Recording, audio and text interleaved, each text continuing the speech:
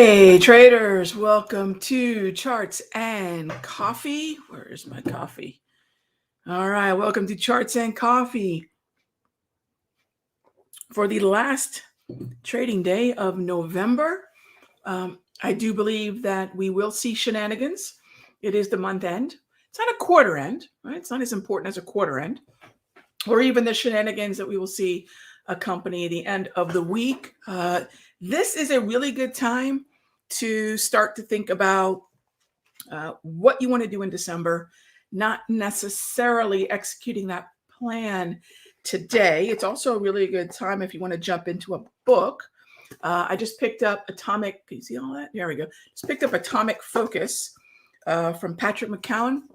So before this whole breadth, I know breadth right now is really it's trendy, but it's not. It's the oldest trend, right? And this one's really cool because a lot of times traders will tell me, Raghee, I'm not in a good mindset when I'm sitting down to a trade or I'm making poor decisions. And a lot of times it could be a physiological fix. I mean, obviously we're going to work on our technique and our tactics, but I've been diving into this. This is also the author of The Oxygen Advantage. So if you've seen the trend of people taping their mouths, if you're a rugby fan, as I am, and the New Zealand All Blacks, legendary rugby team, if you watch them train, they train with their mouths taped. So it's kind of cool, but check it out if you're interested in that kind of stuff with breath work. And then James Nestor's book, Breath, which I see on my bookshelf behind me, is another really, really good one. So anyway, that's little stuff to kick off the morning. Hope everyone's doing well. Keep an eye on the economic calendar. Yesterday, in both the free video that everyone can check out over at the Simpler Trading YouTube channel, I talked about, do all turnaround Tuesdays actually, are they bullish? And one of the things that I dived into in the premium video for the futures is, what is the rhythm that suggests a higher likelihood of a bullish Tuesday or the turnaround Tuesday? And then what does the preceding week's action have to do with what Tuesday is likely to do? And one of the things that I mentioned in the video is today is actually, especially for the morning, the early part of the session, is actually mildly bearish. Again, these are tendencies and not trades. These are just rhythms that tend to pan out more often than not, like a pit bull low, right? So there is a little bit of bearishness possibly in this Tuesday. So be aware of that. All right. So with that being said, let's jump on in to our questions. Hey there, Michael. How are you? KRE. I am absolutely interested in KRE. I was interested in it on Friday. And then when I was looking at, well, this actually had to do a lot with those intraday rhythms. And it's interesting how a lot of trading techniques come back to us. One of the things that I'm sure some of you who have been trading a while have experienced is that moment when you come back to, you return to a process or a technique that you had learned earlier in your career. And early in my career, I learned about these intraday rhythms. Some people call them seasonals, etc. And there is something to be said about the way the different price action does suggest certain types of moves going into the next day, the next week. There's so many traders who've talked about these tendencies. Anyway, based on that, what does it have to do with KRE? Based on that, KRE, I really just hit the pause button on it. And as much as I was thinking it might be time to look into KRE, the pattern didn't really trigger the way I wanted it to. And the tendency pointed to, especially at the end of the month, possibly some lower lows, which is great because that just makes it potentially a better pitch for us soon, just not yet. All right. Next up is, so I still want to be a buyer, just not yet. Hive. So if I take a look at HIVE, I look at the trend that preceded where we are now, it's more a buy than not. And it's probably looking more like a compressed market that's going to have a momentum expansion. But I will say, whenever you look at, number one, blockchain type stock, we know that it's very much going to be, tethered to the narrative in Bitcoin. So In terms of this, how well does it sync up with Bitcoin? Does it at all? I only really like to trade blockchain stock that does have a pretty tight correlation, positive correlation with Bitcoin. And then anything under $10 to $20 is really going to be less about technicals or price. It's really going to be more about volume. So keep an eye on your volume numbers on that one. Okay. Moving on to Disney. Disney long-term buy and hold for 2 years.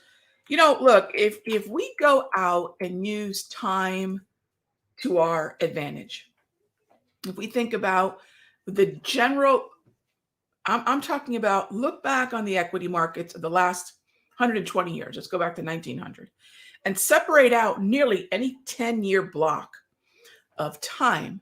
And look, if before HODL and diamond hands became a thing for cryptocurrency, investors, Buffett, is there anyone who will argue with the results of someone who gets to start earlier and use time? So when you say time, I immediately think of Buffett. Like him or not, I immediately think of Buffett.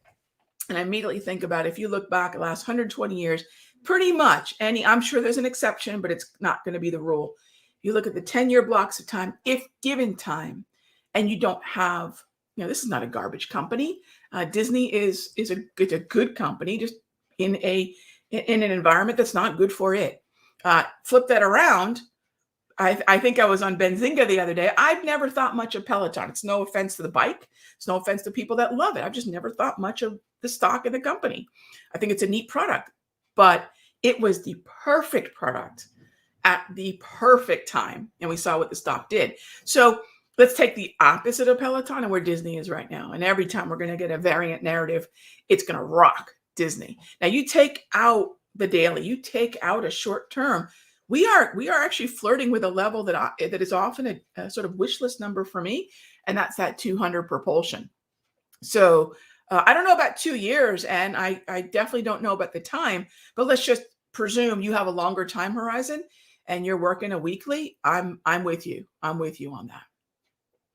All right. So next up is my VScore. Can I share the VScore settings on TradingView? Do I use it on a daily time frame or only intraday? So I'll tackle the first part of the question first, which is I use VScore, which is a tool that I created for myself back in a process of one part desperation and one part kind of, I thought I was being clever.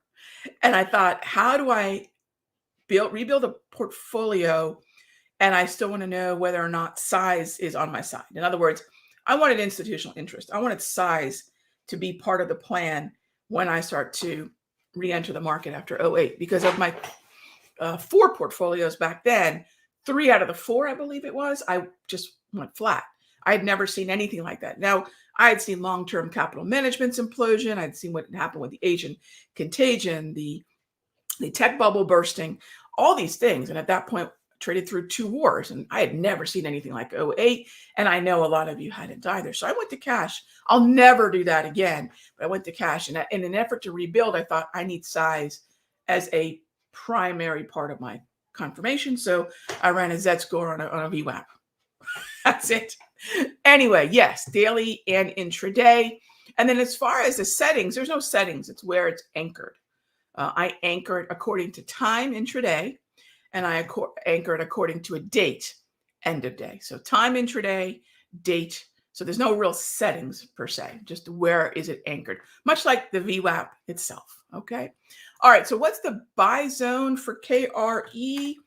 I haven't really decided how bearish I am, how much more bearishness I want to tolerate before I scratch this one altogether.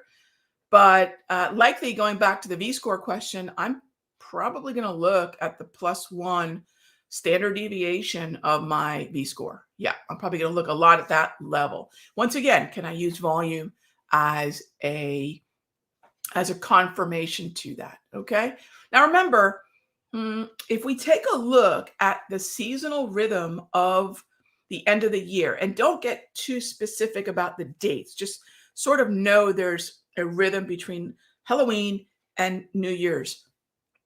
We know that there is the Halloween to about just before Thanksgiving, pull back, another rally from just around Thanksgiving to just before Christmas.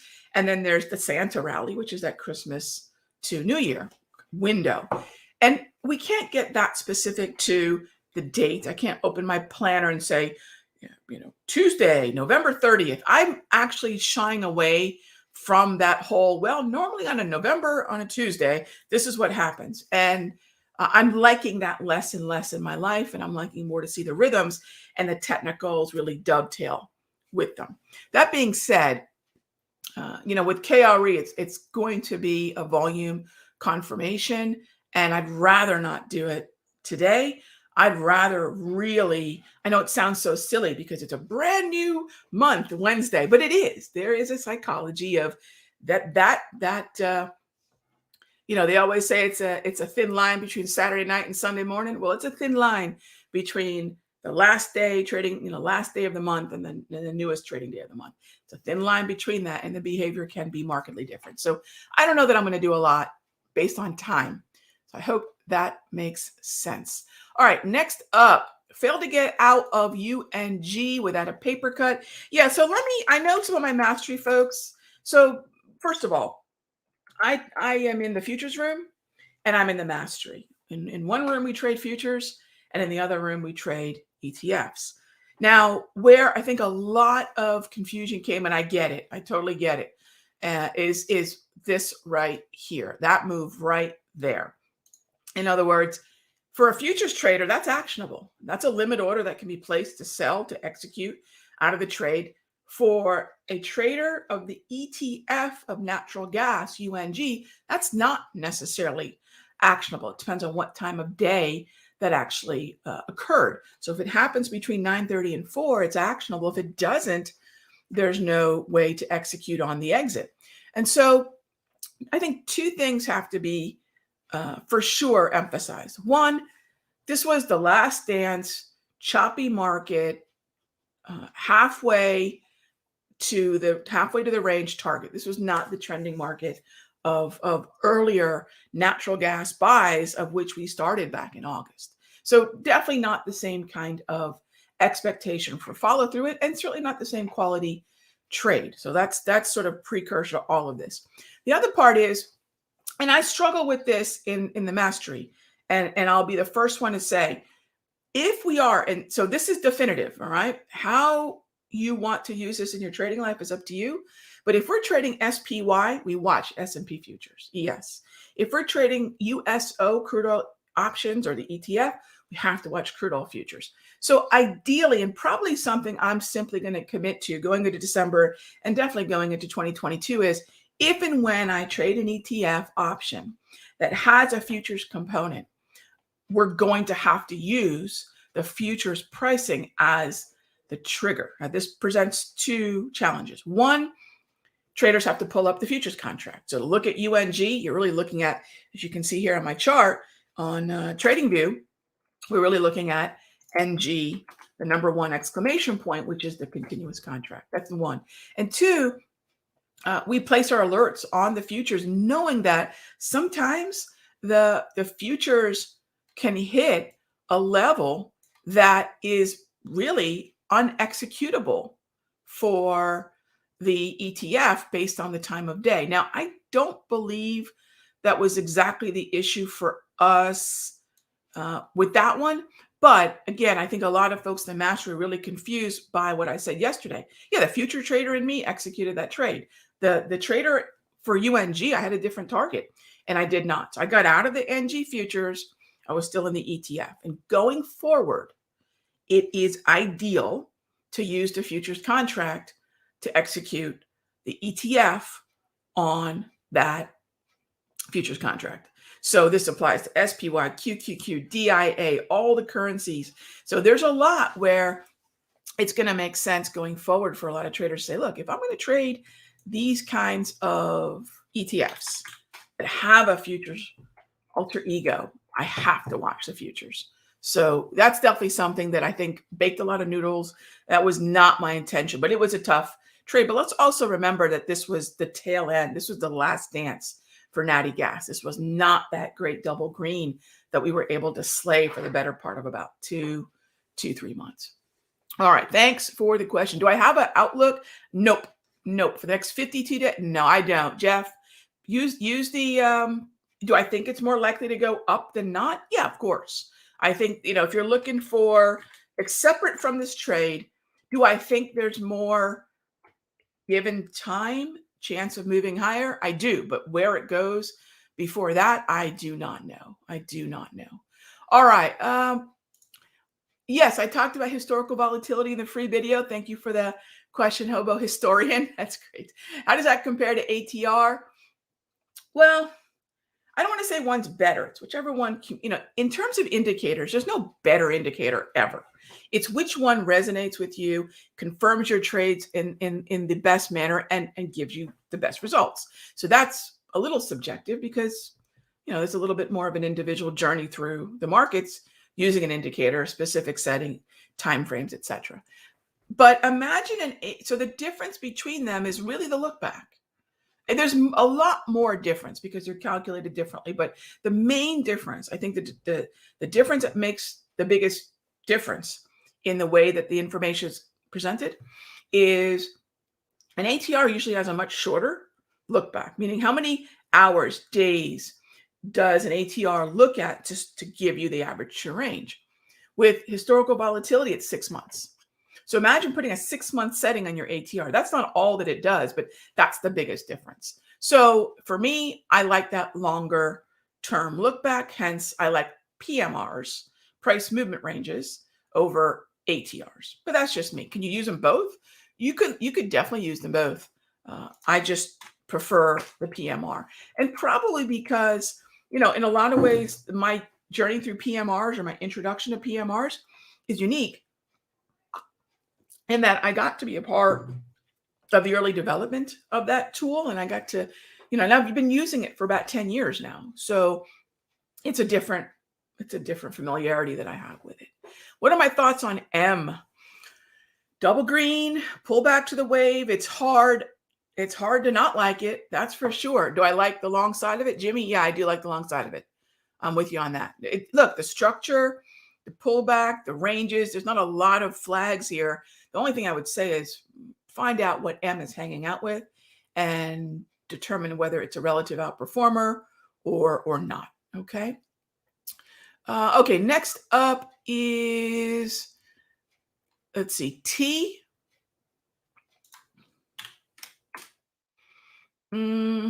Is T? I don't think T is done moving lower. There's nothing about the chart that tells me that it's done moving lower in any way. Michael, I would wait for a reversal pattern. I would wait for the weekly or the daily at least to go yellow. They're double red. As far as RTY being a long-term hold, I don't know about a long-term hold, but there's a trade here at the 200. There is a trade at the 200. Yeah, you see that 200 propulsion? We bounced off this level 3 times before. There is a trade there. Just buckle your seatbelts, but there's a trade. All right, next up, would I be day trading crude oil? Antonio, I think this time of year, it's easier to have a shorter term outlook. It's really nice every day to say that I get to hit the reset button and find fresh trades without sort of the burden of a trade that I'm already holding and managing something I'm already holding. So will I? I don't know. The bell has to ring and the setup has to appear, but I'm certainly open to it. The problem is I'd rather be long crude oil, but there's nothing about crude that says buy me yet. And for those of you that know my inside day pattern, it was looking very good for something we could do today. It is reset.